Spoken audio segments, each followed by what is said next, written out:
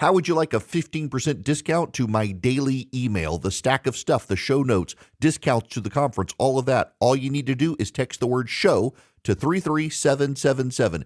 You'll get the annual subscription with a 15% discount to my daily email. You'll get the stack of stuff, the links to the show notes, discounts to the conference, and so much more.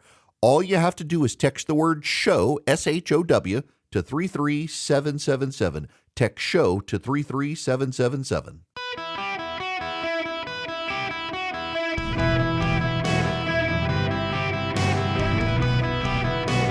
Welcome to the Eric Erickson Show podcast, Hour 1. Welcome, my fellow Americans. It's Eric Erickson here across the United States. Delighted to be with you. The phone number is 877-973-7425. Should you wish to be on the show, more than welcome. Delighted to have you today. Don't forget, text Eric, E-R-I-C-K, to 33777. Well, I must begin as the fact checker. I went on CNN last night with Anderson Cooper. And so I wasn't supposed to be, and then they called and asked if I could hold the time. I said, sure. And then they canceled because of the Savannah Guthrie story. And then the last minute, they're like, hey, we know you do the show out of your office. Could you get down there, please? Anderson wanted to make a slot for you. And I said, sure. Anderson Cooper and I are friends. And I was happy to do it. I had to serve as the fact checker. And I don't mean this to be a criticism of Anderson Cooper. I know my audience in particular, like, why would you defend Anderson? I'm not going to defend him here. I got to serve as a fact checker on CNN last night. And the introduction kind of bothered me. And I wouldn't have gone, and I was very diplomatic. And again, I like these guys. I worked with them for a number of years. We don't see eye to eye on a lot of stuff, but I try to be diplomatic, but this kind of bothered me, and it was particularly the graphic that bothered me that they showed on the screen. Now, you're on radio, so you can't see the graphic, but you'll be able to hear Anderson describe what they have on the screen is part of the text of the Constitution from Article 1, Section 4. But let's just play the intro first. What he really says, his actual words. For example, and yes, it's admittedly an extreme example, these words. I, Donald John Trump, do solemnly swear. I, Donald John Trump, do solemnly swear. That I will faithfully execute. That I will faithfully execute. The office of President of the United States. The office of President of the United States. Well, that was the president's second inauguration, and no one raced in front of the cameras afterward to explain that he did not really mean that, because that would be preposterous. Yet somehow, when it comes to so much else the president has said since then, that's exactly what we've seen the people around him do, most recently today over this. The Republicans should say, we want to take over. We should take over the voting in at least 15 places.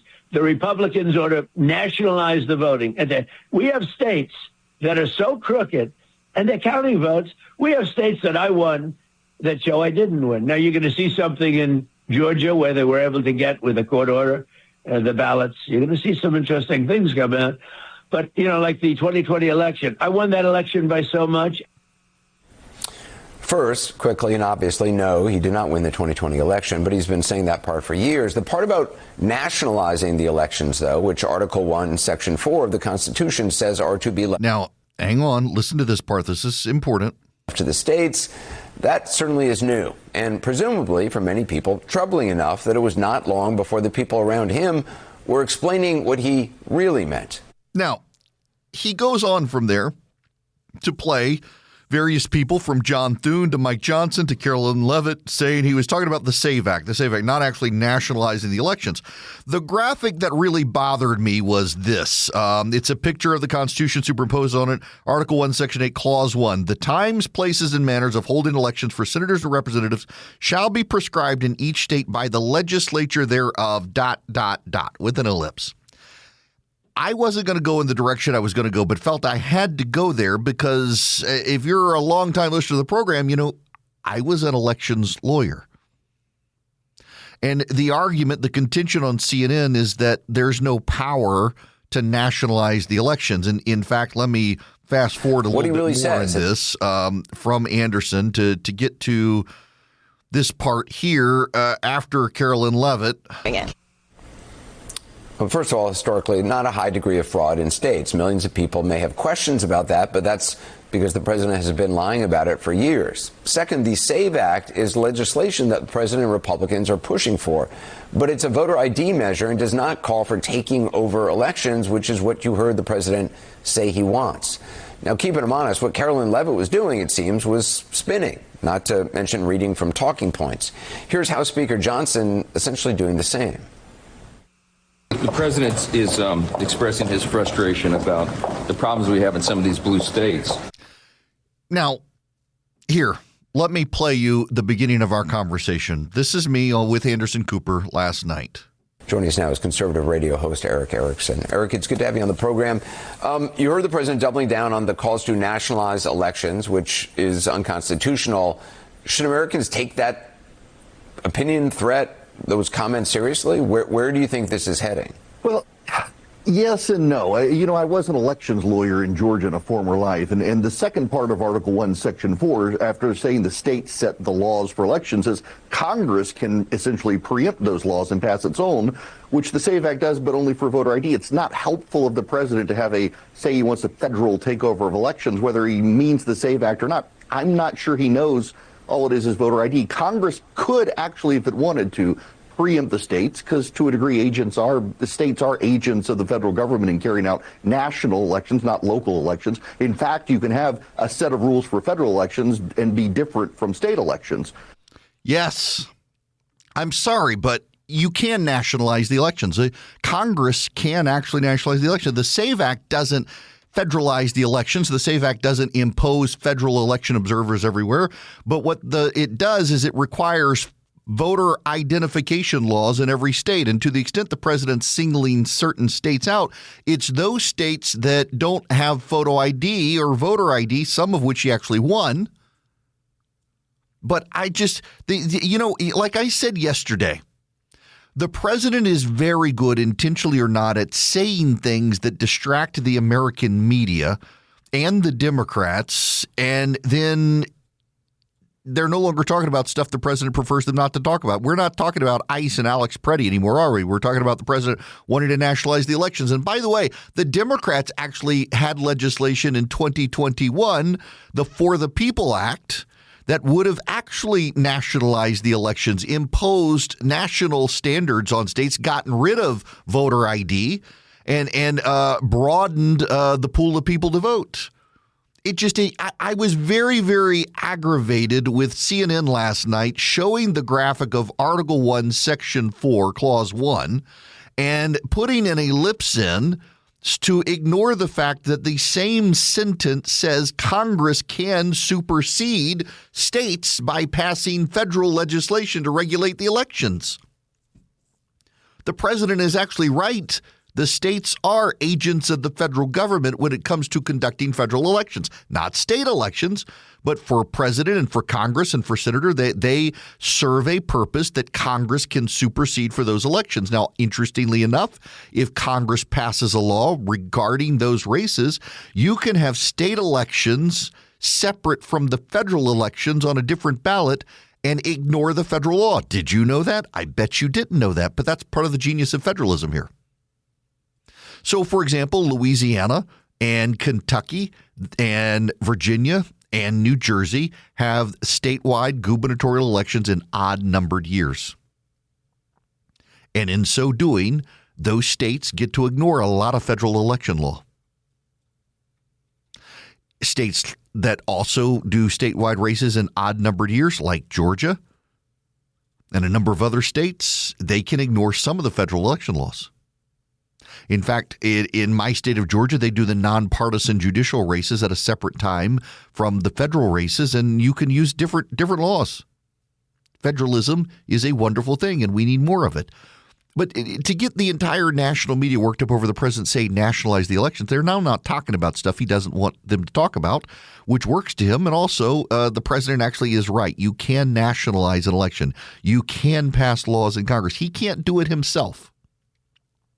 Now, the other side of the coin that we continued to talk about last night was Tulsi Gabbard going to Georgia to grab ballots from Fulton County, Georgia, in the never-ending quest to actually find evidence to prove the president's right on a stolen election that now happened 6 years ago, for which no evidence has really credibly been found except for diehard supporters of the president. They've continued to go down this rabbit hole. What this is really about is Tulsi Gabbard, having been Gabbarded by the White House, is trying to make herself relevant again. Tulsi Gabbard has gone to Georgia to oversee ballots, which shows you that the director of national intelligence is not an important job in the federal government. It's not. That's why John Ratcliffe, who at one point had been the director of national intelligence, wanted to be the CIA director instead. That's where the real power is.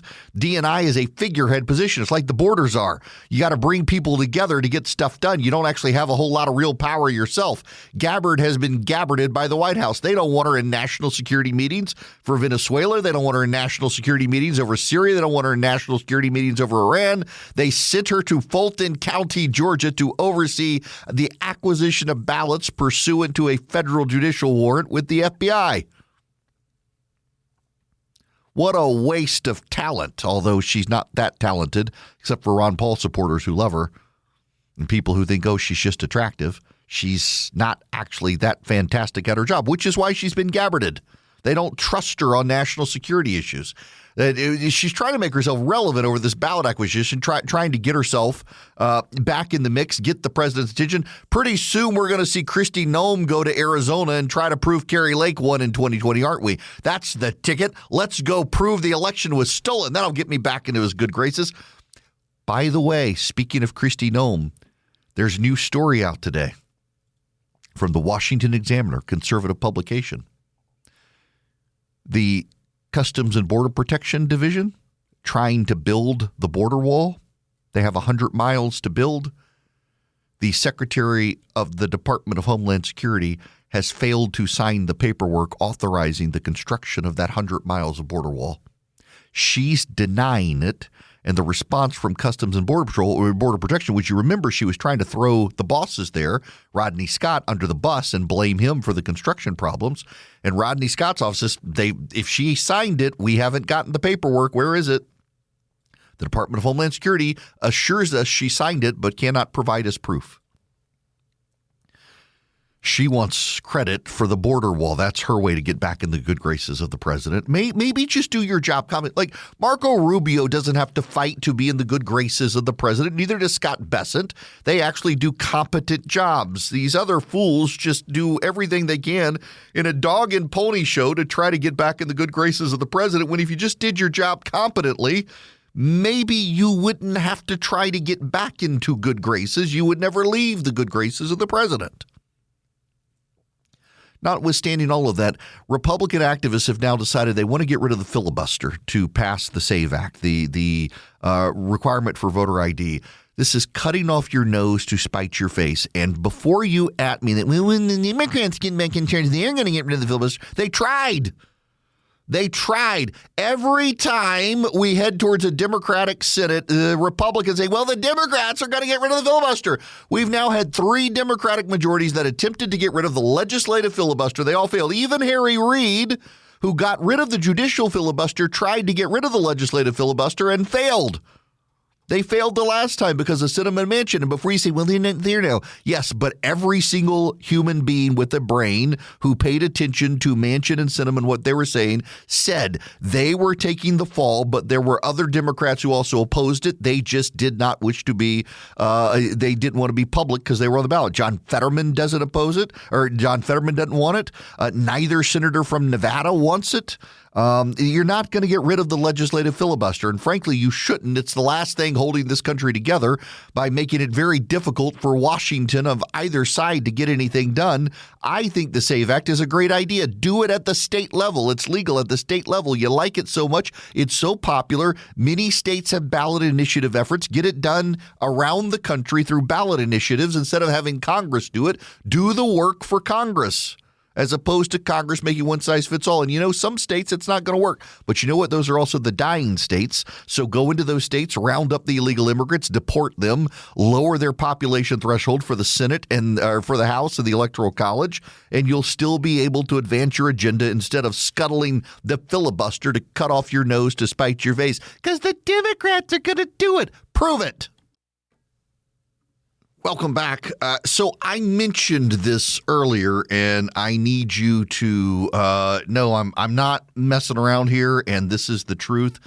It is not spin. It is accurate. And Anna Garatelli, who is one of the best reporters on Homeland Security, has the scoop here, and she is a conservative. She's not a progressive.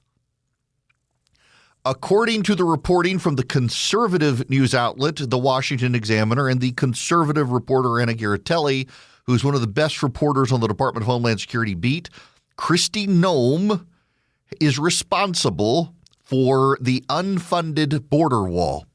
She has tried, Kristi Noem has, to blame Customs and Border Protection head Rodney Scott. She does not like him because he was opposed to the mass roundups that have blown up in the Trump administration's face.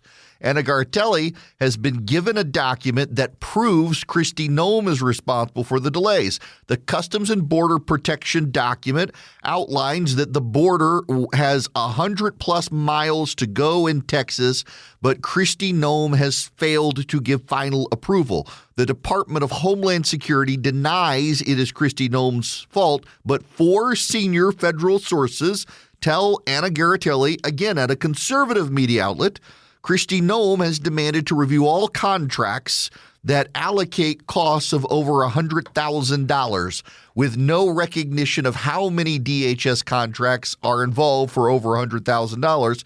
She has failed to sign the contract. Tricia McLaughlin says, quote, there are no wall contracts currently sitting in front of Secretary Noem, and added that because the wall funding was passed through the One Big Beautiful Bill Act, contracts did not fall below $100,000 approval process. McLaughlin denies it. But senior sources inside Homeland Security say it is Kristi Noem. It is her fault, regardless of her denials. And that's from conservatives, not the mainstream media. Incogni would like to protect you on the internet. What they do is they work behind the scenes getting data broker sites to take your information down. There are lots of sites. You can go online today, if you don't believe me, put in your name and cell phone number and watch websites pull up your information. That's how you get so many spam calls and so many solicitations in the mail. So Incogni, I-N-C-O-G-N-I, Incogni, I-N-C-O-G-N-I, goes behind the scenes as your representative and sends official letters to these data brokers and say, take down the information. And they follow up and they monitor the data broker sites to make sure your information's gone. You can get 60% off right now by going to incogni.com/Eric, E-R-I-C-K. It's Incogni, I-N-C-O-G-N-I, I-N-C-O-G-N-I, incogni.com/Eric. You go to Incogni. You sign up with them and tell them, go get all this information. I've been using them myself, still getting spam calls, but a definite reduction from when we bought our car. And, well, clearly the data brokers got our site and they're calling now about the extended warranties and whatnot. Incogni helps take your information offline. Incogni.com/Eric. Go sign up with Incogni today. Protect your privacy. I did the Mark Halperin show yesterday, 9 to 10 in the morning. He does this Zoom chat. Two-way is the program, and it's a Zoom chat, and there are people from all over the nation who come on, left, right, center, and they can ask questions. It's a fun time. Prior to the program, he was talking about going to a conservative college in the country and speaking. It will go nameless, and said he was kind of shocked at how many of the kids at this conservative institution didn't know who Barry Goldwater is or what Conscience of a Conservative was. It should be reading for anyone who's a conservative. Mark Halperin mentioned to me that there is a radio show host, I guess technically competitor in the same time slot, and he was stunned that this particular person did not know who Pat Summerall and John Madden were. And after talking a little bit, the guy's like, oh, the video game guy. And he was actually kind of stunned. And you know, in politics, too, you should probably know who Pat Summerall is. There is a political angle because of who Pat Summerall's daughter is.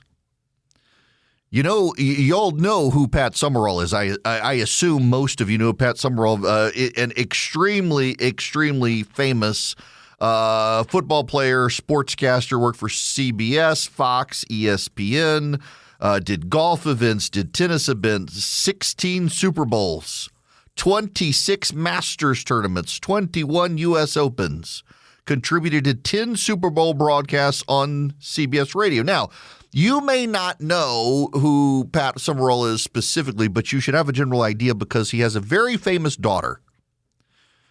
Everyone listening to this program right now knows who Pat Summerall's daughter is. Her last name's not Summerall, it's Wiles, Susie Wiles, the White House Chief of Staff. I say all of that to say your host also knows who Shaboozey is. Now, the reason I know who Shaboozey is because I love Dave Chappelle's stand-up, and Dave Chappelle had a long monologue about Shaboozey apparently saying something deeply inappropriate in Florida and getting himself in trouble. Well, Shaboozey is back in the news. Shaboozey was in the news over the weekend for winning a Grammy. And at the Grammys, Shaboozey, who is an immigrant from Nigeria, his family immigrated from Nigeria, said this. Immigrants built this country, literally. So this is for them, for all children of immigrants. This is also for those who came to this country in search of better opportunity to be a part of a nation that promised freedom for all and equal opportunity to everyone willing to work for it. Thank you for bringing your culture, your music, your stories, and your traditions here. You give America color. I love y'all so much. Thank you. That's Shaboozey, who said this country was built by immigrants. His family immigrants went to school in Woodbine, Virginia.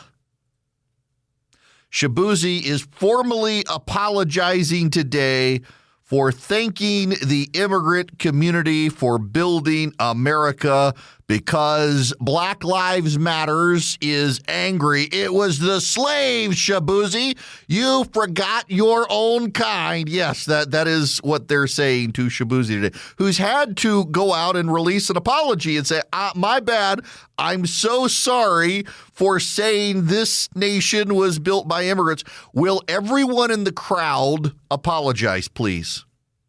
I play you this clip once more. Immigrants built this country, literally. Look at that. The whole crowd, there was rapturous applause for Shaboozey from the white people in the crowd. Will they all have to apologize, or is it just Shaboozey who must apologize? First and foremost, I want to express my deep regret to everyone who has supported and celebrated my journey as an artist. I also want to acknowledge the conversation surrounding my acceptance speech. To be clear, I know and believe that we, Black people, have also built this country. My words were never intended to dismiss that truth. I am both a Black man and the son of Nigerian immigrants, and in the overwhelming moment of winning my first Grammy, my focus was on honoring the sacrifices my parents made by coming to this country to give me and my siblings opportunities they never had. At the same time, winning this award on the first day of Black History Month and becoming the first Black man to win Best Country Duo in Black history. It stands on the foundation laid by generations of Black people who fought, sacrificed, and succeeded long before me. This moment belongs to all of us. My entire career has been rooted in lifting people up, honoring where we come from, and expanding what's possible. I'm proud to be part of this legacy, and I intend to continue doing that work for the rest of my life.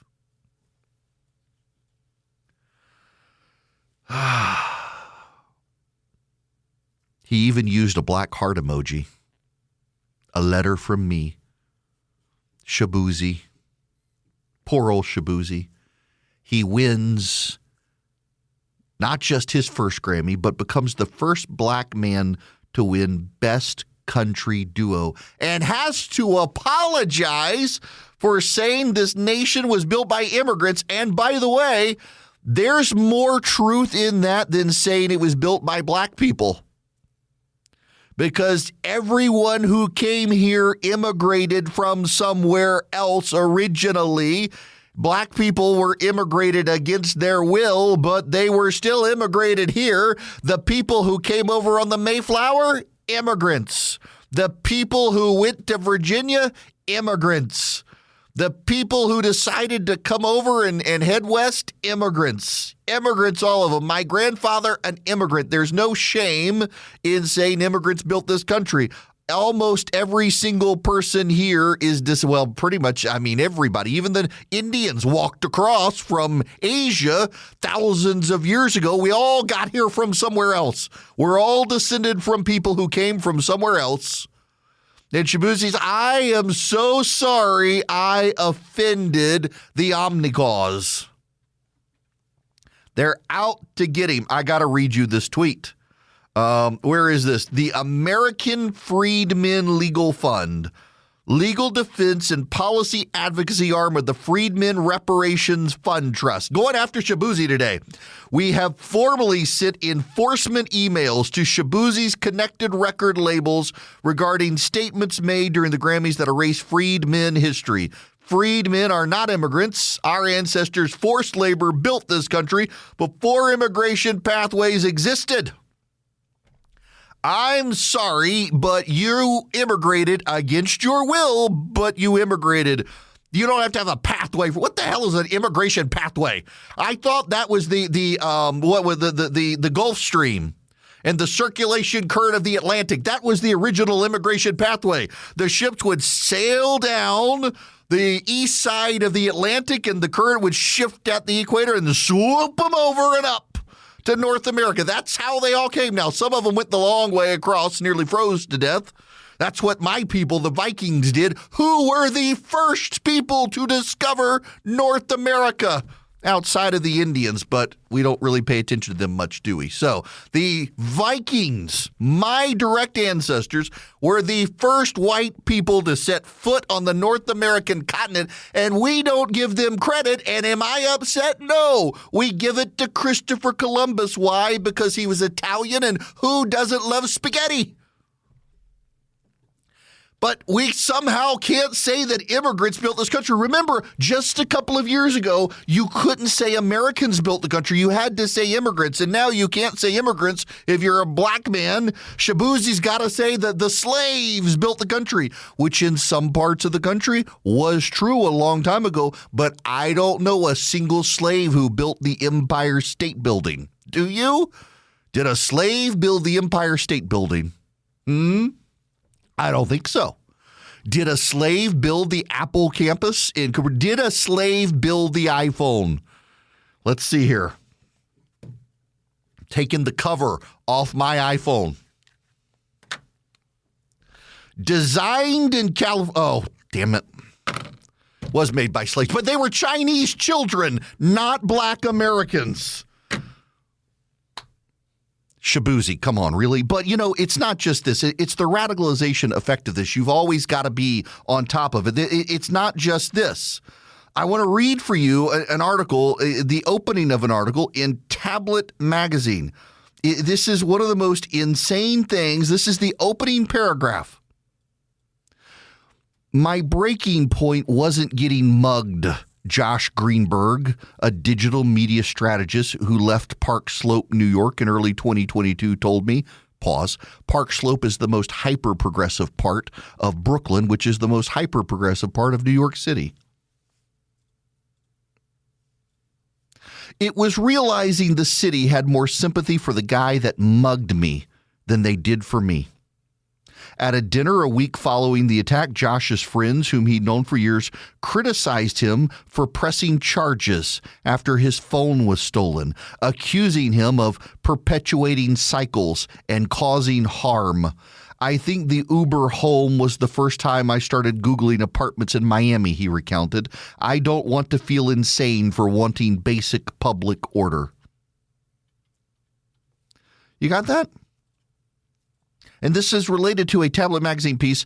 One of the most significant internal migration stories in America. Jews form no small part of bringing to Miami's Jewish community a conservative tilt, the rise in orthodoxy, and unsurprisingly, tensions. And it is this guy decided to move to Miami to be around people who weren't insane because he was mugged in New York, and by pressing charges, his white friends thought he was the bad guy.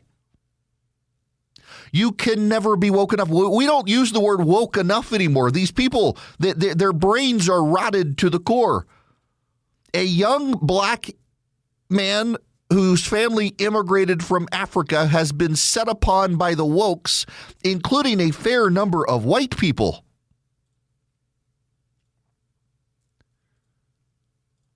For daring to thank immigrants for building this country, instead of slaves. The capture, you can never be woke enough. There is always in the Omni Clause something to be outraged by.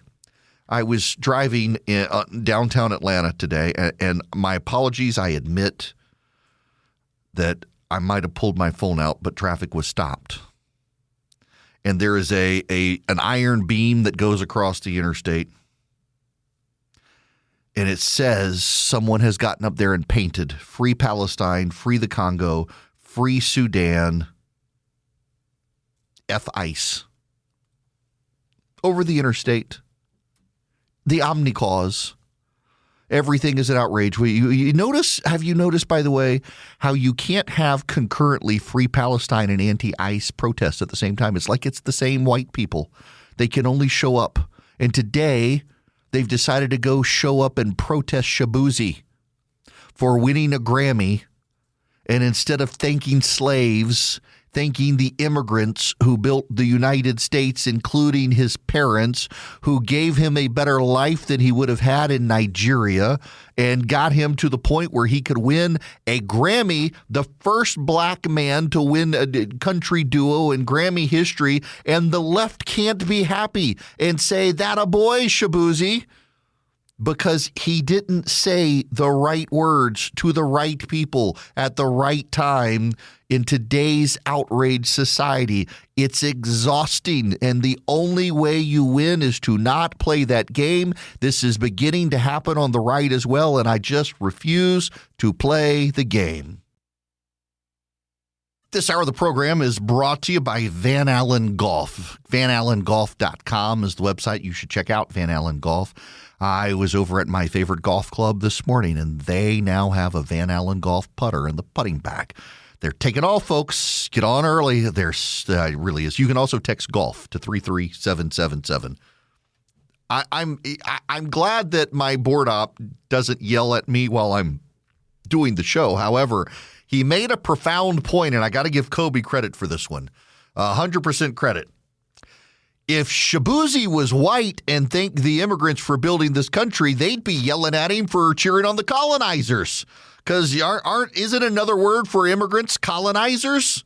Yes. So if you're black and you cheer on the immigrants, you get attacked for not saying slaves. If you're white and cheer on the immigrants, you get attacked for saying colonizers, unless you also condemn the Trump administration and ICE for the deportation. By the way, a law firm in California is offering pro bono help to the American Indian tribe on which Billie Eilish's house exists, claiming they're happy to get it back for the tribe since Billie Eilish said it was stolen land.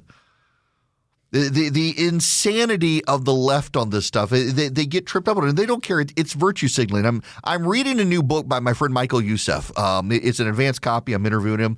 And he has a whole chapter in there on the omni cause and how everything on the left is the omni cause. It's you're outraged about Sudan, then you're outraged about Palestine, then you're outraged about ICE, then you're outraged about this, and then you're outraged about that. And it's just the perpetual outrage machine of the omni cause. These people don't go to church, but they have the religious zeal of jihadists to tear down the country, blow it up, and not rebuild in their image, but to end it because they believe the United States is bad. And there are people on the right who are beginning to do that. I saw a piece of commentary yesterday trashing the Declaration of Independence as just old legal exercises with no other value. That was a supposed conservative defending the Heritage Foundation for losing its way and headed down some dark anti-Semitic place. The Heritage Foundation has just gone off the rails these days, and in defense of it going off the rails, this guy was arguing that it is not conservative to be bound by the Declaration of Independence and Constitution. One of the most conservative things we can do as Americans is appreciate the vision of our founders. But these people on the left and the right, they're losing their way. It's like I understand the concerns about using the word empathy by people who write. I saw Al Mohler with a piece yesterday, but I'm sorry. I'm going to keep using the word empathy. People know what it means. Understanding what someone else is going through doesn't mean you affirm it, doesn't mean you endorse it, but at least understand what someone else is going through before you make a judgment call. People on both sides, social media is radicalizing everyone on both sides into an omni cause. And the secret to happiness these days is to not embrace either side's omni cause. It's just life is too short to be worn out by the insanity of either side. I'm not going to launch a war on empathy. I understand the argument, but life is too short to worry about because the left has redefined it as something else. I must now abandon it or some such. I love you guys, but no. Swiss America loves you and wants you to know about the secret war on cash. It's happening right now behind the scenes, and people are distracted by it. You can get a free copy of their report. Swiss America, trusted leader in precious metals for over 40 years. The report breaks down what's really going on with global currency, debt, why hard assets like gold and silver are back in focus. All you have to do is call or text my name, Eric, to 800-289-2646. You get a free copy. Now, by the way, you should subscribe to Swiss America Trading on YouTube. Great podcast. Brings you great information, no nonsense insight on what's happening with the BRICS, global power shifts, industry leaders, what it could mean for precious metals as well. Knowledge is protection in these crazy times. Get some knowledge from Swiss America. Just text my name or call and mention me, 800-289-2646, 800-289-2646, or search Swiss America Trading on YouTube. Message and data rates may apply.